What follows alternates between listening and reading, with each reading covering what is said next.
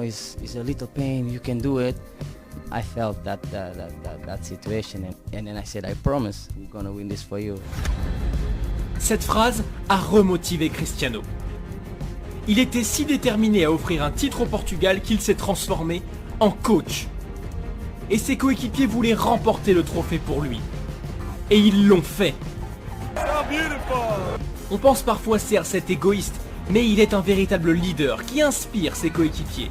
En primeiro lugar, quero agradecer a meus companheiros. Sem a ajuda e o compromisso de todos, estas cifras não seria possível.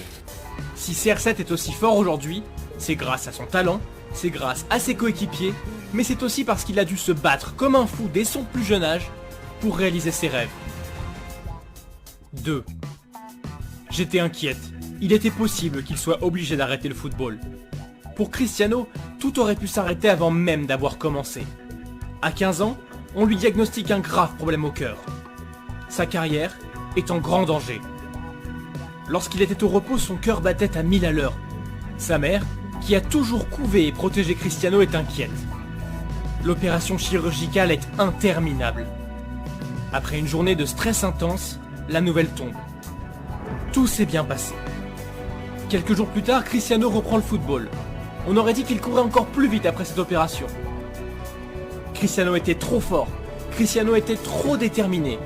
Rien ne pouvait l'empêcher de devenir un grand joueur. Et surtout pas les haters. 3. J'ai été viré de l'école après avoir jeté une chaise à mon prof. Il m'a manqué de respect.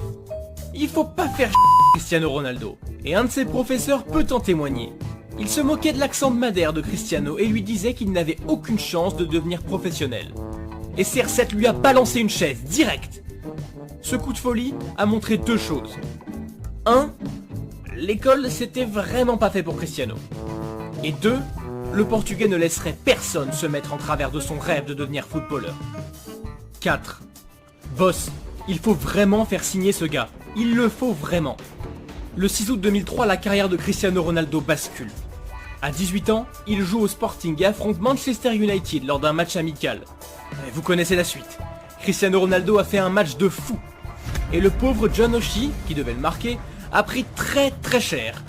Tellement cher que Rio Ferdinand et Roy Keane l'ont trollé comme jamais après la rencontre. Il avait besoin d'un masque à oxygène. Il a dû voir un docteur après le match tellement il était pas bien. Dès la mi-temps, Phil Neville a même demandé à Ferguson de recruter Ronaldo. Boss, il faut le faire signer, il faut le faire signer. Sir Alex Ferguson a répondu très clairement à son joueur. Ok, t'inquiète pas, on va faire en sorte que ça se passe. Ferguson a d'ailleurs raconté à quel point les joueurs étaient sous le charme du jeune Cristiano. Dans l'avion du retour, ils m'ont supplié de le faire signer. Oui, il les a impressionnés à ce point. C'est l'un des jeunes joueurs les plus talentueux que j'ai jamais vu. Depuis, aucun joueur de son talent n'est passé par Manchester United. Enfin, en dehors de Lingardinho, bien sûr. Et les chiffres ne mentent pas. Les vrais reconnaissent les vrais. Bref, le talent, CR7 l'avait.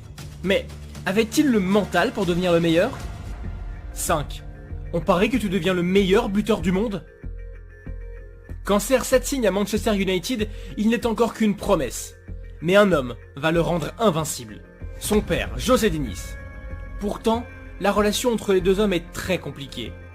José Diniz a fait la guerre en Afrique. À son retour au Portugal, il est déprimé, violent, alcoolique.